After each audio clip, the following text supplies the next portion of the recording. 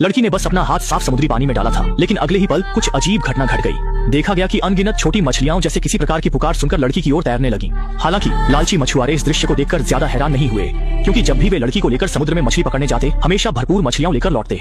लड़की की इस विशेष क्षमता के कारण छोटे द्वीप पर करीब 100 लालची निवासियों का पेट भरता था। लेकिन लड़की के रहस्य केवल इतने तक सीमित नहीं थे।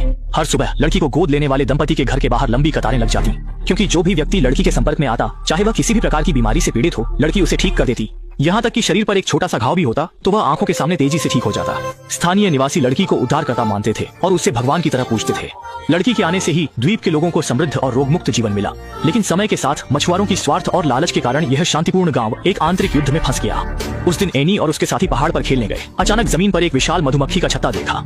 अजीब बात यह थी कि जब एनी धीरे धीरे पास गई तो आक्रामक मधुमक्खियां पालतू जानवरों की तरह एनी के हाथ पर बैठ गईं। जब एनी ने यह अद्भुत दृश्य अपने साथी को दिखाया तो उसने देखा कि साथी मधुमक्खियों के झुंड के हमले का सामना कर रहा था।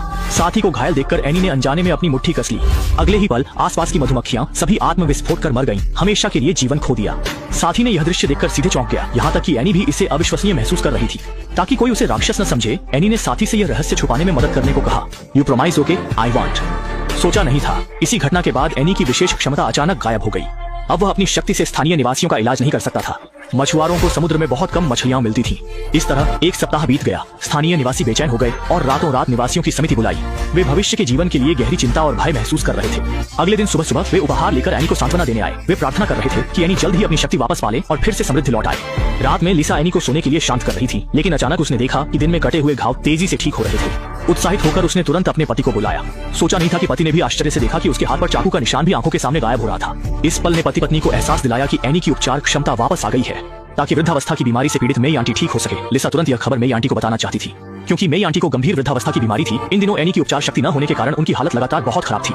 लेकिन इस समय पति निक ने उसे रोक दिया, क्योंकि निक जानता था कि अगर मेई आंटी ने होश में आ गई तो द्वीप के सभी निवासी फिर से एनी की क्षमता का निजी लाभ उठाएंगे। निक ने कहा, जन्म, मृत्यु, बीमारी और वृद्धावस्था प्राकृतिक नियम है। पत्नी को किसी भी मामले में हस्तक्षेप नहीं करना चाहिए। लेकिन पत्नी का दिल नहीं मान रहा था। आधी रात को उसने मेई आंटी को घर बुला लिया। पल भर में मेई आंटी की बुढ़ापे की भूलने की बीमारी ठीक हो गई। लेकिन मछुआरों की मछली पकड़ने की सफलता बेहद खराब थी। जल्द ही मछुआरे लिसा के घर आ गए, उन्हें शिकायत करने लगे। असल में मेई आंटी ने होश में आने के बाद एनी की शक्ति वापस आने की खबर लीक कर दी थी। एनी को केवल सोते समय ही अपनी शक्ति का प्रदर्शन कर सकती थी। यह देखकर मेई आंटी ने एक साहसिक विचार सोचा। उसने बिना कुछ कहे एक बोतल नींद की गोली निक को दी, ताकि निक एनी को चुपचाप सोने में डाल दे। इस तरह द्वीप के सभी लोग स्वर्ग की दी गई कृपा का आनंद ले सकते थे। शुरू में निक ने इस बात को अस्वीकार कर दिया, लेकिन पत्नी ने लगातार उसे उकसाया। Just like frustrations when you remember. अंत में निक ने इस बात को मान लिया। रात के गहरे सन्नाटे में लिसा ने चुपचाप नींद की दवा को पीसकर पाउडर बना दिया और उसे एनी के पानी के गिलास में मिला दिया, जब तक कि एनी पूरी तरह से बेहोश न हो गई। एनी को स्ट्रेचर पर उठा लिया और अन्य निवासियों के साथ एनी को समुद्र किनारे ले गई। जैसे ही मछुआरों ने समुद्र में जाल लगा लिया, वह तुरंत एनी को लेकर समुद्र की ओर बढ़ गई। जैसा कि उम्मीद थी, अगले दिन मछुआरे व्यस्त होकर बड़ी मात्रा में पकड़ी गई मछलियों को संभालने लगे। द्वीप के निवासियों ने भी लालच भरी मुस्कान दिखाई। हालांकि जब निक को इस घटना के बारे में पता चला तो उसने दृढ़ निश्चय किया कि वह एनी को इस द्वीप से लेकर जाएगा।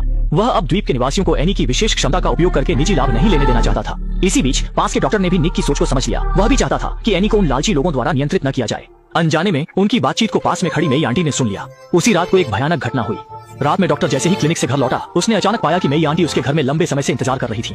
उसे बिल्कुल नहीं पता था कि मेई आंटी उसके घर में क्या करना चाहती थी, इसलिए उसने बिना किसी तैयारी के मेई आंटी द्वारा तैयार की गई रेड वाइन पी ली। अगले ही पल मेई आंटी अजीब व्यवहार करने लगी और कहने लगी कि यह सब पूरे द्वीप के लिए है। शुरुआत में डॉक्टर ने मेई आंटी की बातों पर ध्यान नहीं दिया, लेकिन जैसे ही मेई आंटी ने मुड़कर जाने की कोशिश की, डॉक्टर के पेट में अचानक तेज दर्द हुआ। वह प्रतिक्रिया देने से पहले ही लड़खड़ाकर जमीन पर गिर पड़ा और तुरंत ही मुंह से झाग निकलने लगा और उसकी सांसें थम गईं। असल में मेई आंटी ने पहले ही रेड वाइन में जहर मिला दिया था। जब सब कुछ शांत हो गया तो डॉक्टर का घर आग की लपटों में जल गया और सभी सबूत भी आग में नष्ट हो गए। डॉक्टर के घर में आग लगने के बाद निक के मन में तुरंत एक अशुभ पूर्वाभास जाग उठा।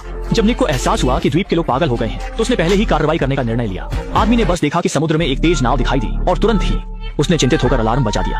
असल में आने वाले लोग एक महिला पुलिसकर्मी और एक बाल कल्याण संस्थान के सामाजिक कार्यकर्ता थे, जिन्होंने सुना था कि इस द्वीप पर बच्चों के साथ दुर्व्यवहार हो रहा है, और तुरंत ही उन्होंने एनी के परिवार को पुलिस स्टेशन ले जाकर जांच करने का प्रस्ताव दिया। लेकिन इसने मछुआरों की नाराजगी को भड़का दिया और कुछ लोगों ने अपने हाथों में बंदूक उठा ली, ये कहते हुए कि वे किसी भी कीमत पर एनी को द्वीप से नहीं जाने देंगे। असल में एनी के पास एक विशेष क्षमता थी जो मछलियों के झुंड को बुला सकती थी। इसी क्षमता के कारण द्वीप के लगभग 100 मछुआरों का जीवन यापन होता था। एक बार एनी चली जाती तो इसका मतलब था कि वे फिर कभी समृद्ध जीवन नहीं जी सकते। संकट की घड़ी में महिला पुलिसकर्मी ने जल्दी से आत्मरक्षा के लिए बंदूक निकाल ली, लेकिन उसने सोचा भी नहीं था कि अत्यधिक तनाव के कारण गलती से बंदूक चल गई और निक को गोली लग गई। एक ही पल में महिला पुलिसकर्मी को भी मछुआरों ने सिर में गोली मार दी। जब उसने इस भयानक दृश्य को देखा तो मेई आंटी ने जल्दी से घायल निक को घर के अंदर ले गई। इसी समय निक ने मेई आंटी से एनी को बचाने की प्रार्थना की, लेकिन मेई आंटी ने एक शर्त रखी कि वह एनी को हमेशा के लिए द्वीप पर रहने दे। निक की प्रतिक्रिया मिलने के बाद मेई आंटी ने जल्दी से नींद की गोली का गिलास लेकर ऊपर चली गई और लीसा को एनी को इसे पीने के लिए मजबूर करने के लिए कहा। इस समय एनी को बिल्कुल नहीं पता था कि क्या हो रहा है और उसे तुरंत बिस्तर पर दबाकर जबरदस्ती दबा दी गई। इसके लिए एनी को मजबूरन जी जान से संघर्ष करना पड़ा। जैसे ही एक तीखी दर्दनाक चीख गूंजी, एनी की दोस्त अचानक बंदूक लेकर अंदर आ गई। उसने सभी से पूछा कि क्यों।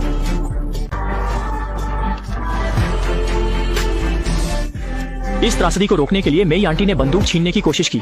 सोचा भी नहीं था अगले ही पल एनी की दिल दहला देने वाली चीख के बाद घर में सभी लोग शांत हो गए। लेकिन इतना ही नहीं, द्वीप के मछुआरे भी अपनी लालच और स्वार्थ के कारण हमेशा के लिए अपनी जान गंवा बैठे। एनी ने कभी नहीं सोचा था कि वह जो सबसे नहीं चाहती थी वह अंततः हो गया। इस प्रकार फिल्म समाप्त होती है।